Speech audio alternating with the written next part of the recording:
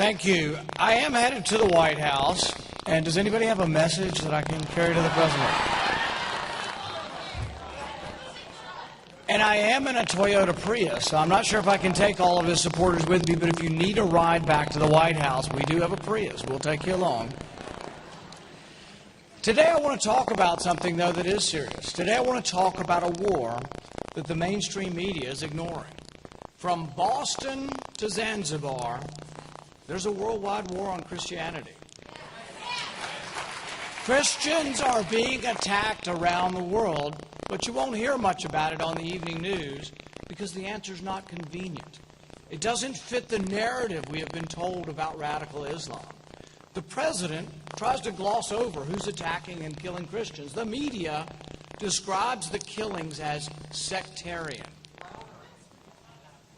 But the truth is, a worldwide war on Christians is being waged by a fanatical element of Islam.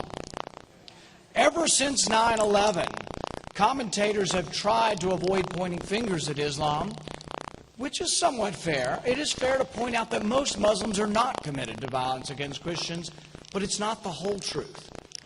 The whole truth is, and we shouldn't let political correctness stand in the way of this truth, the whole truth is that there is a minority of Muslims who condone killing of Christians, but unfortunately, that minority numbers in the tens of millions. Pew Research did a poll, and it indicated that 21% of Egyptians, 15% of Jordanians, many Jordanians are our friend, but 15%, 13% of Pakistani Muslims find terrorism acceptable, if not laudable. It's a minority to be sure, but if you add up the numbers in just 3 countries, it's over 40 million Muslims sympathize with violence against Christians. This shouldn't be understated. A Daily Telegraph survey indicated that there were 100,000 Muslims in Britain who fully supported the London subway bombings. 400,000 said they had some sympathy for these bombings. This is not a little problem, and it's not going away quickly. In Syria, there's an ancient Christian city called Malula, where they still speak Aramaic, the language that Jesus spoke. They've been Christian since the time of Christ. They're a small final outpost in the Middle East for Christians. The town was recently overrun by Islamic rebels. These Islamic rebels swarmed into the town, and they demanded that everyone convert to Islam or die. Sarkis el-Zakam stood up and he answered them. And he said, I'm a Christian, and if you want to kill me, because I am, do so. These were Sarkis' last words. Sister Carmel of Damascus said of Sarkis, his death is true martyrdom, a death in odium fidei, or a death in the hatred of faith. Make no mistake, this is about your religion. Elsewhere in Syria, Islamic rebels have filmed beheadings of their captives. They've filmed themselves eating the heart of their enemy. 2 Christian bishops have been kidnapped, and 1 priest was recently killed. These rebels are allies of the Islamic rebels that President Obama is now arming. We are now arming Islamic rebels who are allied with Al-Qaeda that attacked us on 9/11. Does that make any sense at all? American tax dollars should never be spent to prop up a war on Christianity. But that's what's happening now across the globe. As Christians, we should take a stand and fight against any of your tax dollars funding any persecution of Christians.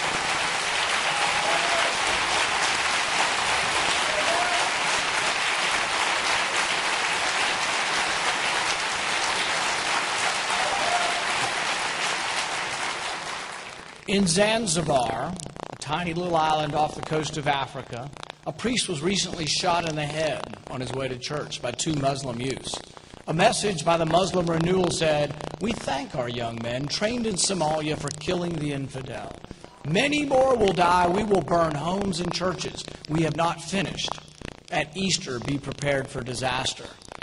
In Kenya, motorcycle assailants hurled bombs into a Christian church, injuring 15 people and breaking the legs of the pastor. In Indonesia, The world's most populous Muslim nation, 3 girls were beheaded on the way to their Christian school. Make no mistake, there is an element of radical jihad in this. In Guinea this year, a Muslim mob attacked and killed 95 Christians and injured 130. In Egypt, just recently, 82 churches were attacked, leaving hundreds dead and wounded. Earlier this year, I forced the Senate to vote to defund the Muslim Brotherhood, and every Democrat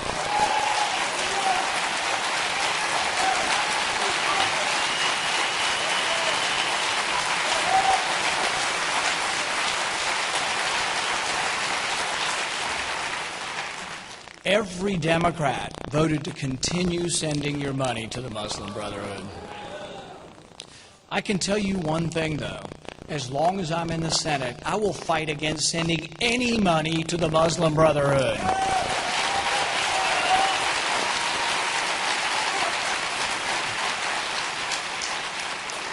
In Cameroon recently, 2 Christians who had converted from Islam were murdered.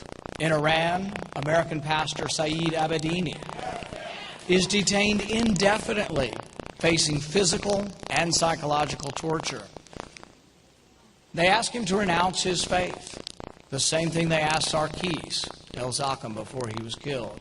I've introduced a resolution into the Senate that says, and calls for, and says we should do everything within our power, within our voice, from the White House, from the State Department, from our government, to release Saeed Abedini.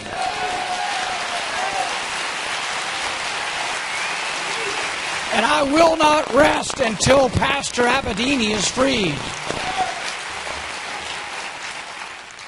Across the globe, Christians are under attack. Almost as if we lived in the Middle Ages, or as if we lived under early pagan Roman rule. You remember the early Christian martyrs, our disciples, the disciples of Christ. It's almost as if that is happening again throughout the Middle East.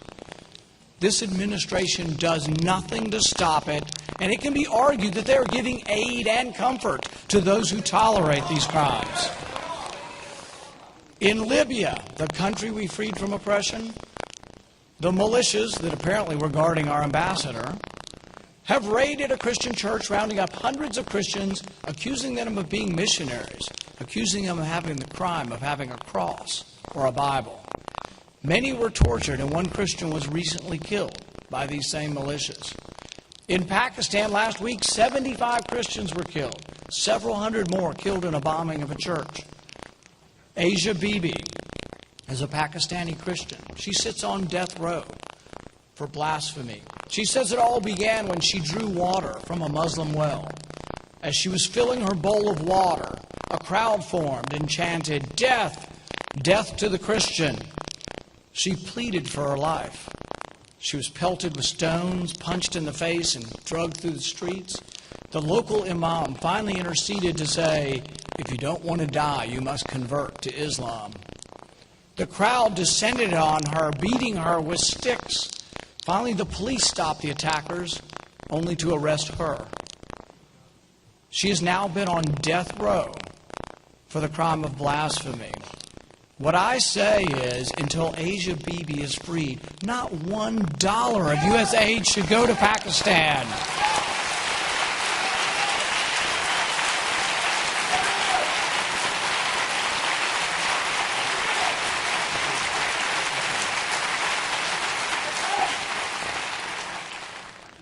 Many of you have heard of Malayla, the precocious 14-year-old who was shot in the head by the Taliban for the crime of wishing that girls could go to school.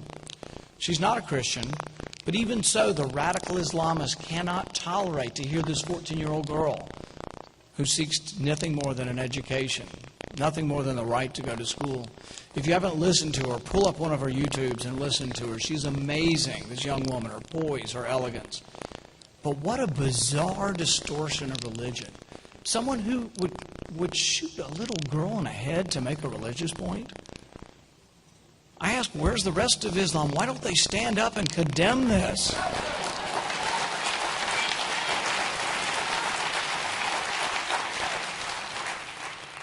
The Urdu poet Praveen Shakir wrote, They insist on examining the firefly in the daylight. The children of our age have grown clever. Radical Islam will end only when Islam begins to police itself. Only when Islam allows her children, like Malayla, to examine the firefly in the daylight, only then will knowledge, enlightenment, will begin to glow and grow, and violence, religious violence, will recede. We should all pray for that day to come sooner rather than later.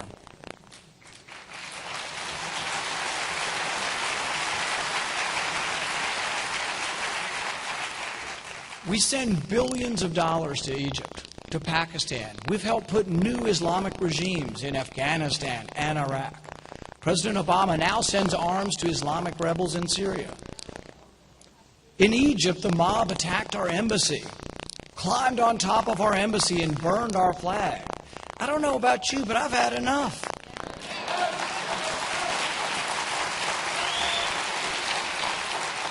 I say not one penny more to any country that would burn the American flag.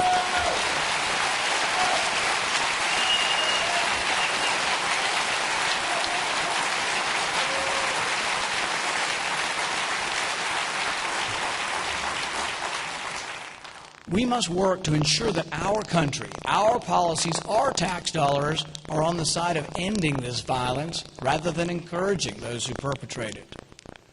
This war on Christianity is not just abroad. It came to Boston this year, just in time for the marathon. 2 Islamic radicals blew up dozens of civilians. I guess they thought somehow killing women and children would make a religious or a political point. Now, you might argue, you say, well, maybe they weren't targeting Christians, but they certainly didn't target a mosque.